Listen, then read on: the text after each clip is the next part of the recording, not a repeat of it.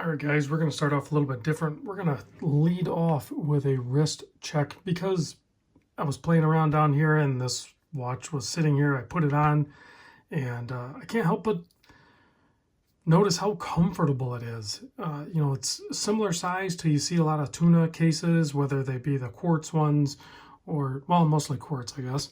But this one's a solar quartz, but this has to be like the thinnest one that I've tried. I don't remember them being this thin.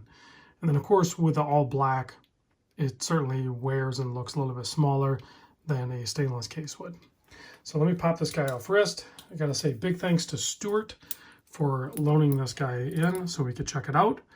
And what we have here is an sbdj029er.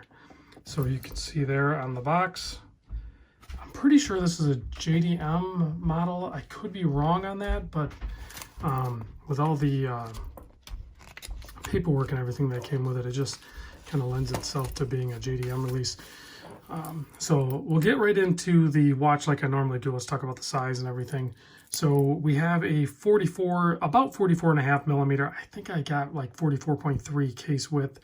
The lug to lug is a 44.1. So it's kind of like 44 in all direction, essentially.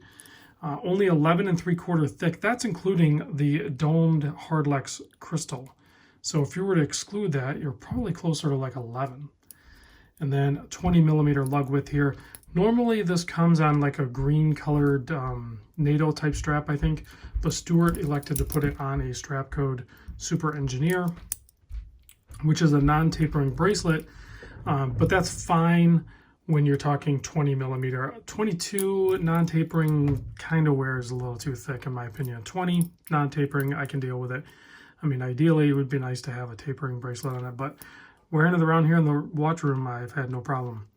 So now that we got the sizes out of the way, we're looking at a solar movement on this guy, and it is called the V147. Seiko uses a bunch of different V series movements that are all solar based. It's going to put the dates in different positions or different features on the watch. But this one, the data is at the 4 o'clock with the dial layout on this. You can obviously see it has a vintage cream colored dial that varies in its creaminess. As you get towards the outside here, it's definitely tinted vintage. And then interesting font for the numbers. And then they're also filled with a cream, matching the cream lume that is in the kind of cathedral style handset. It's a little less, standard cathedral, I think, but it certainly has that look.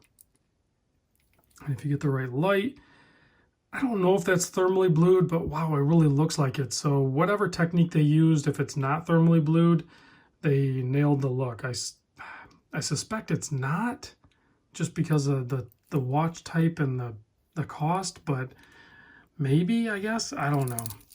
So you can see it has a screw down case back. It's 200 meter water resist, screw down crown, really nice knurling on that crown, super good traction on there. It's not signed, and a very matte black type finish. It's hard to tell when I read up on what this is. People are saying that this is actually plastic, but it's a very dense plastic if it is. The rest of it, the watch is steel. And you notice here a countdown bezel versus, say, like a dive bezel. See the numbers in a different direction. And there's next to an SKX, if you were wondering. So can you wear this with a 7 1/4 inch wrist? Yes. If you can wear an SKX, you can easily wear this. These Tunas, with the way their case and lugs are, they're super easy to wear for just about any wrist size. So the countdown bezel is just friction based, and it's bidirectional. So for day-to-day life, I actually kind of prefer a countdown bezel.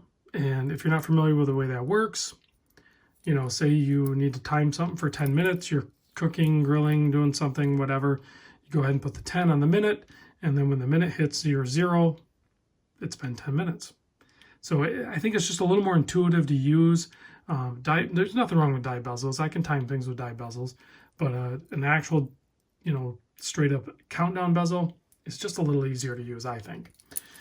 So the pricing on this, I believe these are starting to get sold out everywhere. So like if you look on eBay or wherever source you're going to look, they're starting to kind of change in price, anywhere from $360 up to the $500 range. I think new, one of my sources, Noman Watch, I think new these were selling around $370, but they're sold out. The crazy part is, go look up the other models, colorways of this. So this is the sbdj029. So now you can just play with those numbers in either way. So if you look up the 027, it's an all black dial one, very cool looking. And then I forgot, I didn't write down the prices on that. Then you keep going downward and you type in 025. Now you're dealing with a limited edition version of this watch. Different colorway, obviously, but they only made 700 of those, and those are like $800. And then I searched up 023. That one's crazy limited, only 300 made, and they're called Freeman's Sporting Club. And those prices are variable all over. But the 025, I think, is probably one of the better colorways, and it pulls a little bit of a premium. So Seiko did limited edition in this style of watch. So I don't know if there's any newer models or updated versions of this. I personally have not noticed any. So if you guys know of an updated part number or something that, you know, replace these, then let me know, because I'm curious to check out some more of these. These are very nice watches, and you know, a nice affordable way to get into Seiko Tuna, kind of. So I think that covers everything. We can do the Lume shot. I know I did everything kind of out of order, so it screwed me up a little bit, but it was already on my wrist. So you can see there, nice Seiko Lume. It's the handset is a little bit brighter than the numbers, and I would say it's a little bit dimmer than what you're going to see like on a SKX. You can kind of see that there. So it's not crazy bright like a diver is, but it's definitely bright enough to be a field watch, which is essentially what the target was on this, as a field watch. All right, guys, thanks for watching. Big thanks to Stewart for sending this in. I'll catch you on the next vid.